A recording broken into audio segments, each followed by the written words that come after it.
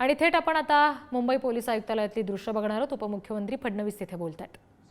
विविध समस्या देखील या ठिकाणी मांडलेल्या आहेत, ज्या अत्यंत महत्त्वाच्या आहेत। सातत्याने राहुल दुबाले आणि पोलीस भोई संघटना ही पोलिसांच्या समस्या मांडत असते, पोलिसांना न्याय देण्याचा प्रयत्न करत असते। पोलीस एक अनुशासित अशा प्रकारचं दल असल्यामुळे पोलिसांचं कुठेही संघटन नाही, पोलिसांची कुठेही युनियन नाही, युनियन करता येत नाही। पण त्यांच्या योग्य मागण्या या सरकारपर्यंत पोहोचल्या पाहिजेत आणि त्या सुटल्या पाहिजेत। याकरता पोलीस भोई संघटना ही सातत्याने त्या मागण्या घेऊन त्या ठिकाणी येत असते।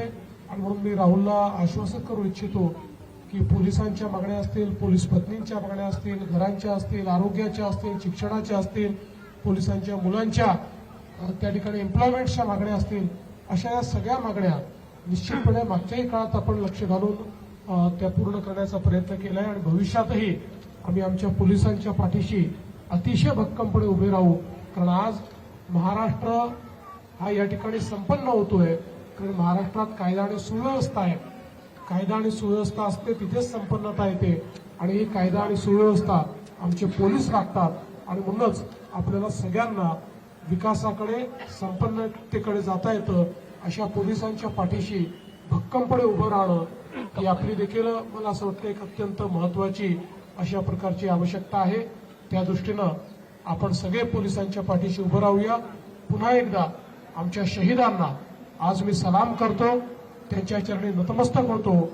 आणि आपण सगळे त्यांना असंच जोपर्यंत चंद्र आणि सूर्य आहे तोपर्यंत त्यांचं बलिदान आपण लक्षात ठेवूया, एवढीच या निमित्ताने विनंती करतो आणि माझं बोलणं संपवतो। जय हिंद, जय महाराष्ट्र, जय भारत।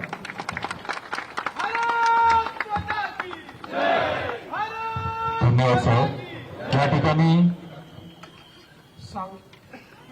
सांगलीवरनं जी शहीद मॅरेथॉन आली आहे, दरवर्षी ते मॅरेथॉन घेऊन या ठिकाणी येतात। त्याही आमच्या सगळ्या धावकांचं मी अतिशय मनापासून अभिनंदन करतो।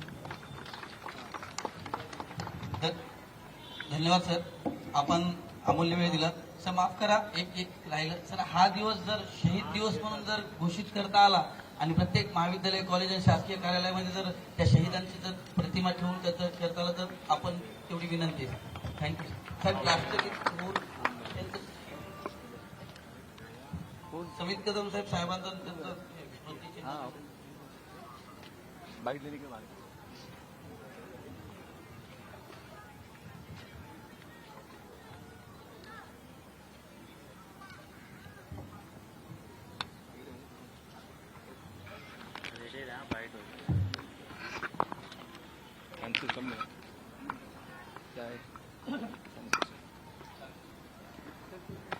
अतुल साहेबांना सव्वीस अकराचा हा जो दहशतवादी हल्ला झाला होता त्या सगळ्या शहीदांना अभिवादन केलं जात आहे, श्रद्धांजली वाहिली जाते।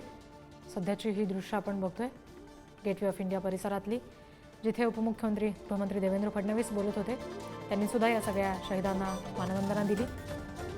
राज्यभरातल्या मान्यवरांनी पोलीस मुख्यालयामध्ये जे अभिवादन संचलन आयोजित केलं होतं तिथे उपस्थिती लावली, सगळ्या शहीदांना वंदन केलं, पुष्पचक्र अर्पण केलं। काही वेळापूर्वीची ही दृश्य आपण बघतोय, जेव्हा सगळ्या मान्यवरांनी हे पुष्पचक्र शहीदांच्या या स्मृतीस्थळाच्या जागी अर्पण केलं। संपूर्ण राज्यभरातच आज वीर जवानांना ही श्रद्धांजली दिली जाते। मुंबईवर झालेल्या 26/11च्या अत्यंत सगळ्यांवर दहशत माजवणारा हा हल्ला होता, ज्याच्यात मोठं नुकसान सगळ्यांचं झालं।